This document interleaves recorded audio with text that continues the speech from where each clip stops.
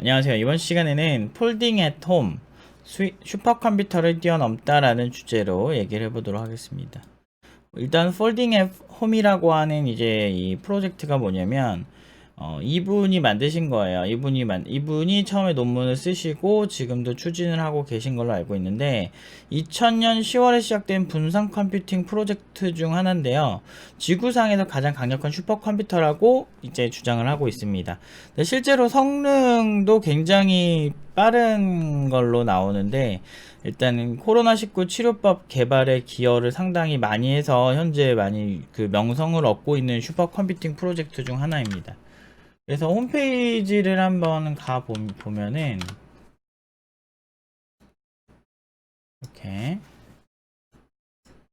Together we are powerful 이라고 얘기하면서 이제 여러 사람들이 그 인플루언서로 아까 그 엠베서더로 참여하시는 인플루언서 근데 엠베서더로 참여하시는 분들이 상당히 유명하신 분들이에요. 뭐 MS의 CEO라든지 아니면 진짜 뭐 요새 완전 핫하신 분들이잖아요. 엔비디아 요쪽에 리사수라든지 아니면은 젠센 후앙이라고 해야 되나? 막 그런 분들까지 이렇게 나올 정도 정말 유명하신 분들, 인텔 CEO도 그렇고 정말 유명하신 분들이 많이 엠베서더로 참여하고 있어요.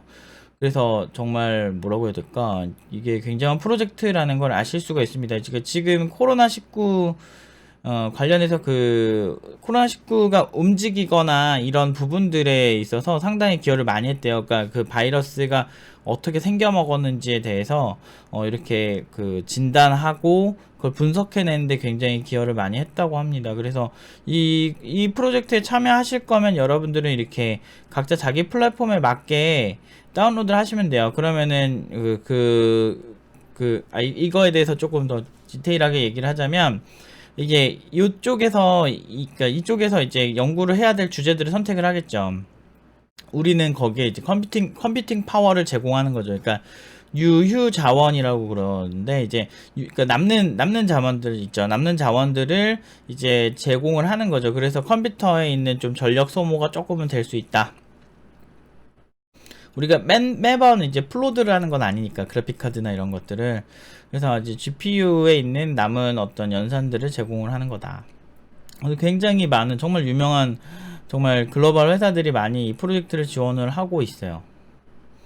대단하죠. 지금 실제 이런 컴퓨팅 파워로 이렇게 해결할 수 있는 일들이 많다는 게 대단한 것 같아요. 그래서 궁금하신 분은 한번 더 찾아보시면 될 것 같고 저는 이제 이거를 사실 이 기사를 통해서 접했어요. 2020년 4월쯤에 이 기사를 접했는데 슈퍼컴퓨터보다 더 빠르다. 지금 지구상에 있는 가장 빠른 슈퍼컴퓨터라고 알려진 IBM 서밋이라고 하는데 왜 이렇게 안 보여? 잠깐만요.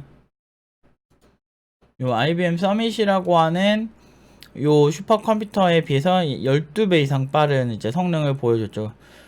대단하죠. 그래서 이게 이제 4월쯤에 이런 주장을 했습니다. 2020년 4월쯤에 주장을 하고, 현재는 더 기여자가 많아질수록 빨라지는 시스템이기 때문에 더 기여자들이 많아도 코로나 사태가 좀 더 심각해지면서 기여자가 많아지지 않았을까.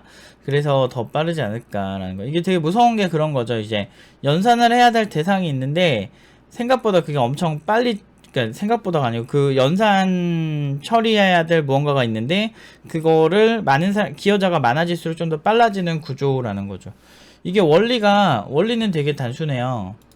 그러니까 물론 설계하신 분은 되게 복잡했겠지만 원리는 단순한 게 뭐 예를 들어서 우리 집에 있는 뭐 여기에 이제 사용할 수 있는 이제 디바이스는 이제 CPU가 있거나 GPU가 있는 경우에는 어느 정도는 다 활용을 할 수 있을 것 같은데 이제 중앙에 있는 이제 이 그 폴딩 애톰 제어를 하는 사람이 있을 거고, 내가 저 폴딩 애톰에 기여하겠다고 하고 폴딩 애톰 그 소프트웨어를 깔면 요렇게 서로 이제 연결 구조가 생길 거고, 그러니까 이런 사람들이 엄청 많겠죠. 엄청 많이 모여서 엄청 많이 있을 거고, 이 친구가 어떤 걸 연산해 주세요라고 해서 각각 분산해서 그 프로젝트 그 예를 들어서 뭐 이렇게 생긴 프로젝트를 해야 되면 요 부분은 이 사람한테 떼주고 또 요만큼 연산은 이 사람한테 해달라고 하고 뭐 이런 식으로 해가지고 다 조금씩 줄 겁니다. 그래서 그쪽에서 연산이 끝나면 요 부분은 채워지는 거고 이쪽에서 연산이 끝나면 요 부분은 채워지는 거고 이렇게 그림을 그리면 요런 느낌으로 이렇게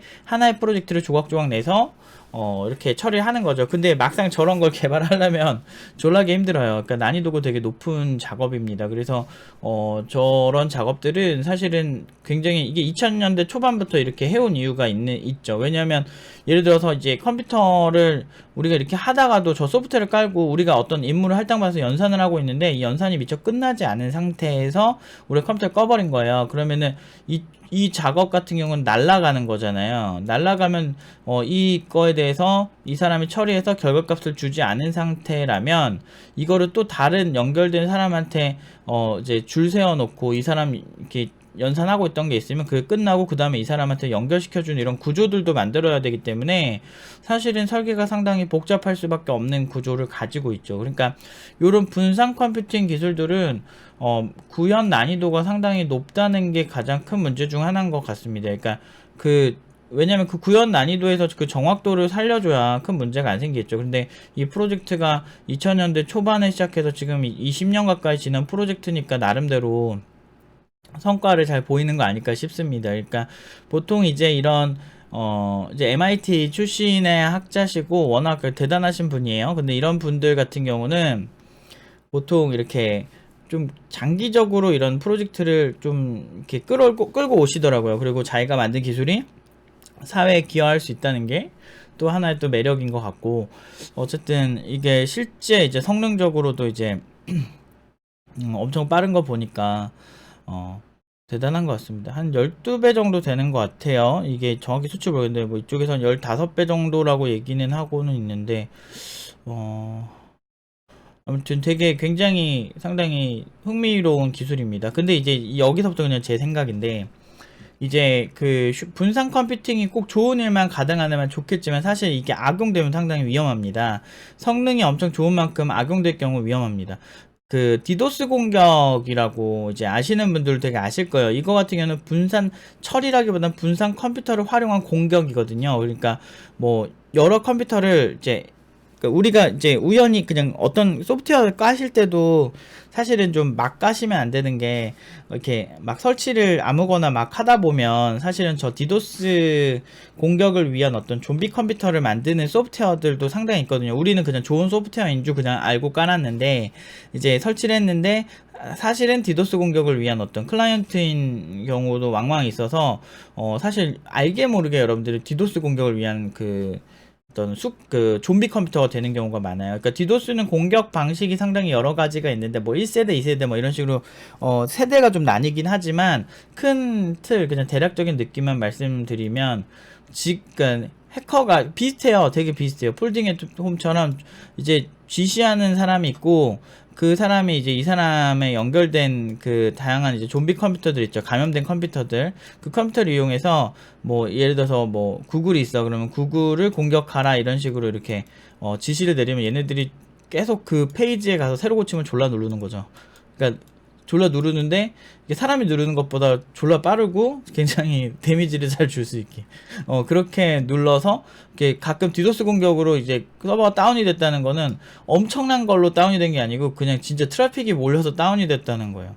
근데 그 트래픽을 사람이 하는 수준으로 일으키는 게 아니고 한 컴퓨터에서 할 수 있는 엄청난 수준을 이렇게 하죠. 근데 이렇게 되면 이 컴퓨터 노출돼서 잡히는 거 아닌가요? 라고 해서 이제 이 숙주 자체도 이렇게 같이 숨기는, 그러니까 그 숙주가 아니고 뭐라 그러지? 그러니까 주인들, 그치? 좀비 컴퓨터를 데리고 다니는 주인들을 숨기는 이런 또 새로운 게 있어서 이 디도스 공격한 사람 잡기가 사실은 예전에 비해서 조금 더 어려워지지 않았을까라는 생각을 합니다. 물론 이제 잡을 의지가 있으면 다 잡죠. 사실은 잡을 의지면 다 잡아. 근데 문제는 이제 그만큼의 에너지를 소비하는 게 이득이냐 아니냐의 문제긴 하겠죠.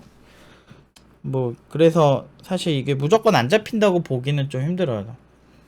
근데 어쨌든 저런 것도 있고, 이제 이런 분산 처리를 이용해서 이제 하고 있는 기술이 또 그 블록체인이겠죠. 이제 블록체인 같은 경우도 그 개개인의 컴퓨터에 이제 월렛을 그러니까 정확히 말하면 이게 정말 이렇게 뭐 할 말이 갑자기 많아지는데, 그 블록체인 기술도 사실은 굉장히 다양해요. 사실은 그냥 그러니까 히스토리만 저장하는 그런 정도로 이제 분산 컴퓨팅이 되는 정도도 있고, 그러니까 이력만 저장하는 정도가 있고, 아예 그 연산까지 같이 하면서 이력까지 같이 하는 이런 그러니까 되게 블록체인이 복잡해서 제가 뭐 다 설명을 못 드리는데, 나중에 기회가 된다면 그쪽은 제가 그래도 좀 그 구조를 공부한 적이 있어가지고 좀 이렇게 어느 정도는 좀 정확도 높게 얘기를 할 수 있는 상황인데, 이제 그 블록체인 결국에는 그러니까 그냥 큰 틀만 말씀드리면 1세대 정도로 얘기하면 이제 채굴한다 그러잖아요. 사실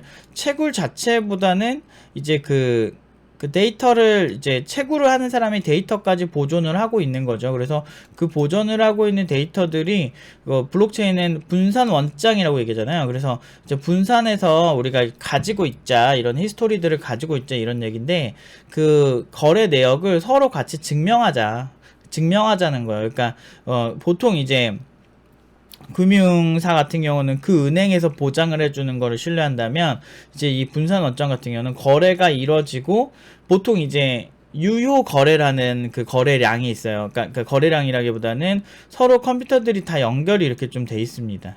이렇게 중앙에서 연결이 되는 구조가 아니고요. 보통은 이제 개개인 PC가 이렇게 있으면 서로 이렇게 연결 구조를 가져요. 그러니까 분산 컴퓨팅이 사실 그렇게 단순하지 않아요. 그러니까 서로 이제 연결을 할 수 있을 만큼 최대한 모든 사람들과 연결 구조를 가진 다음에 그러니까 최소 뭐 15개 이상 뭐 그런 식으로 이제 가져야 하는 걸로 알고 있는데, 물론 그 체계마다 다 다릅니다. 뭐 이렇게 여러 개 연결이 일단은 이루어지고 서로 이렇게 같이 증명을 하는 거죠. 증인을 되게 많이 받는 거죠. 지금 은행 같은 경우는 우리가 은행 자체를 신뢰를 하는 이런 구조인데, 그렇게 했을 때 사실 악용될 우려가 있다. 비트코인의 시작 자체가 그런 거죠. 이렇게 그러니까 정말 그 골드만삭스가 아니고 그 2008년도에 이제 큰 이제 금융 사고가 있어요. 이건 블록체인 나중에 얘기를 할 때 좀 다시 얘기를 해드리긴 할 건데, 아무튼 금융사고가 발생을 했는데, 그 당시 미국이 달러를 엄청나게 찍어내면서, 그러니까 달러 패권이라 그러죠. 달러를 가지고 얼마든지 원하는 만큼 경제가 어려울 때 그 달러를 찍어내서 부양할 수 있는 권한을 가진 그 미국에 대한 이제 반기로 시작된 이제 프로젝트 중 하나가 그런 거죠. 그러니까 미국에 있는 금융사를 신뢰하기보다는 우리 모두 동시에 같이 가지고 있자. 그 돈이라는 거를 뭐 저렇게 너무 정말 되게 자기네들 유리한 방식대로 돈을 찍어내는 게 상당히 위험하니까 이렇게 분산해서 가지고 있자. 그래서 모두 같이 증명하자라고 하는 기술입니다. 그래서 지금 요즘도 다시 이렇게 비트코인이 많이 이제 오르긴 한데, 또 나중에 어떻게 될지 모르죠. 근데 오르고 내리고의 문제는 저랑은 별로 관심이 없는 문제가 되게 개인적인 문제죠, 어떻게 보면.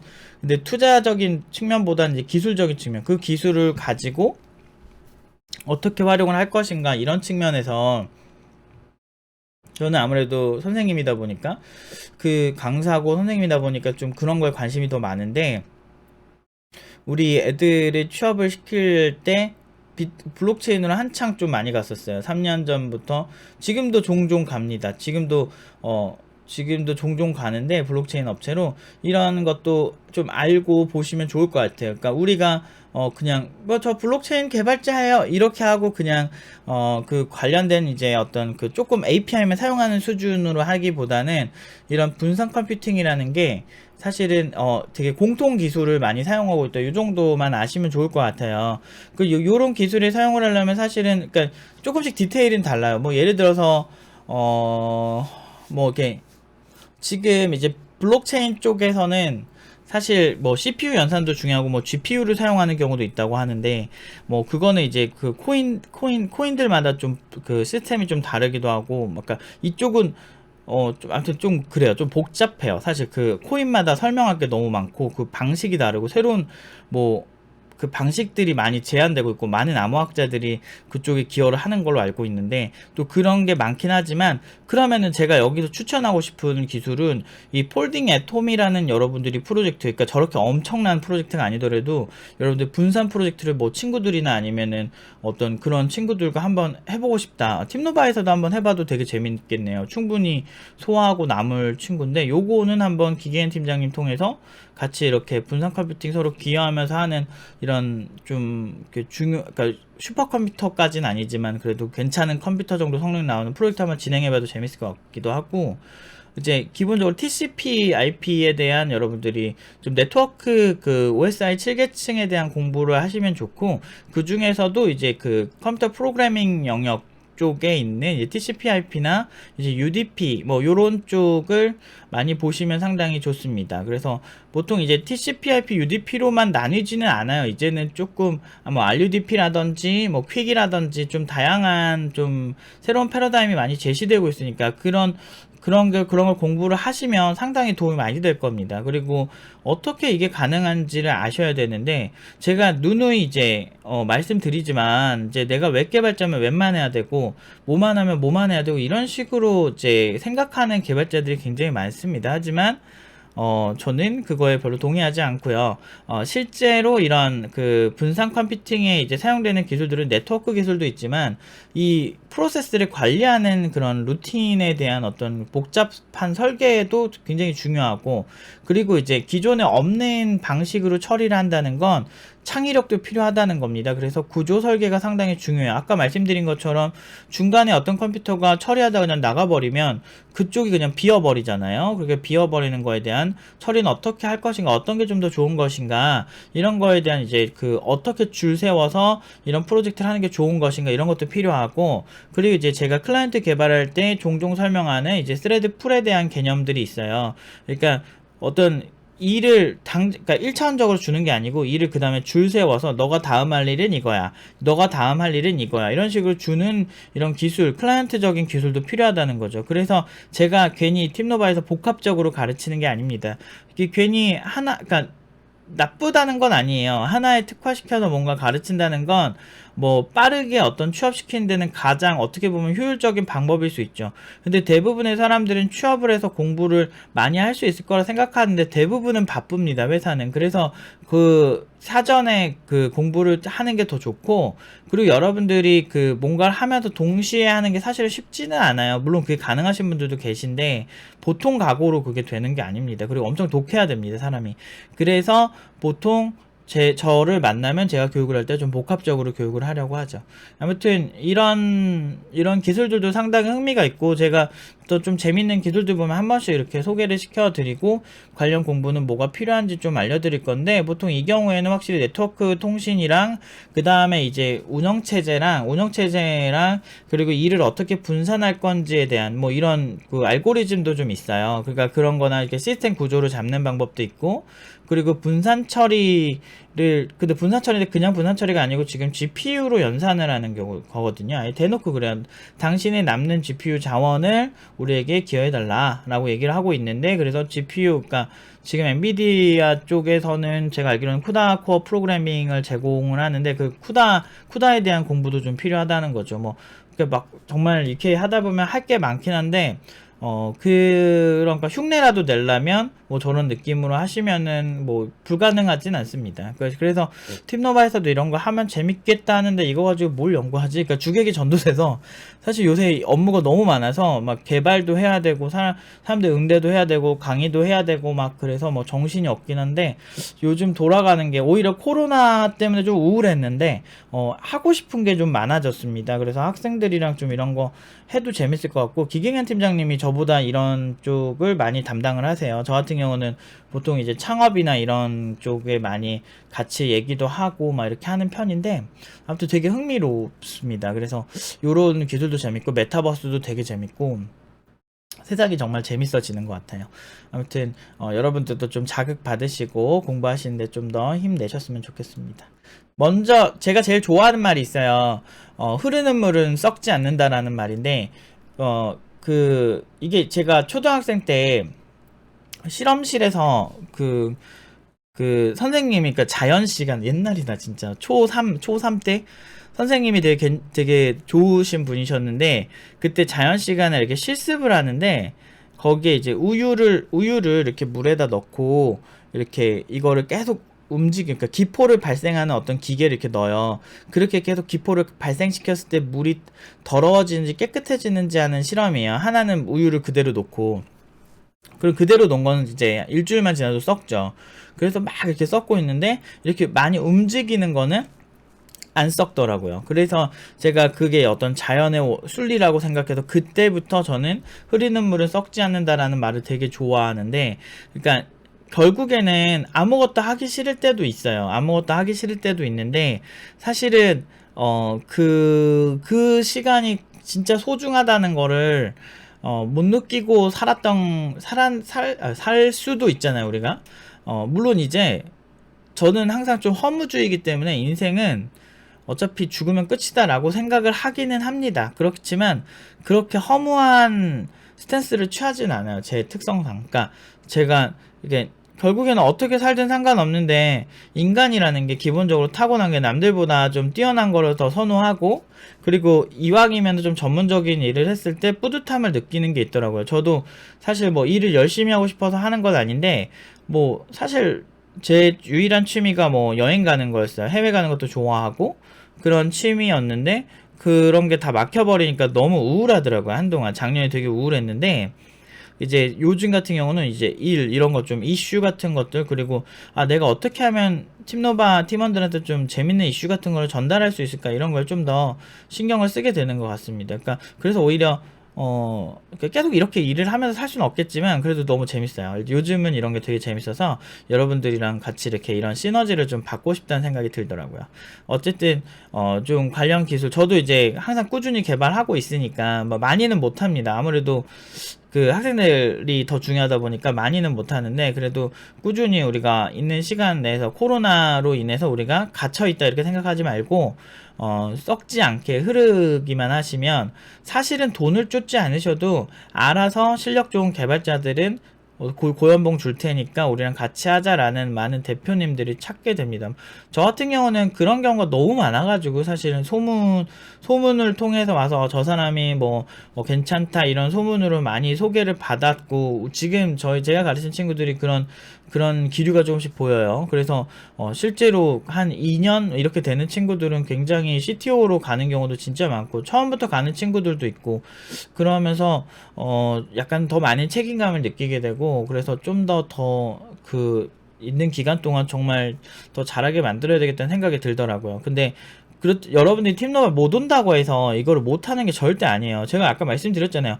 네트워크 프로그래밍 공부하고, 그 다음에 이제 아까 보면 윈도우즈 클라이언트나 뭐 애플 뭐 클라이언트나, 아니면은 좀 또 하나 더 있었죠. 리눅스 우분투였나? 아무튼 잘 모르겠어요. 리눅스 클라이언트까지 세 개를 지원을 하는 것 같았는데, 그러니까 저렇게 스마트폰도 하는 경우도 있어요. 물론 이 프로젝트에서 안 하는 것 같지만 스마트폰도 저런 식으로 가능합니다.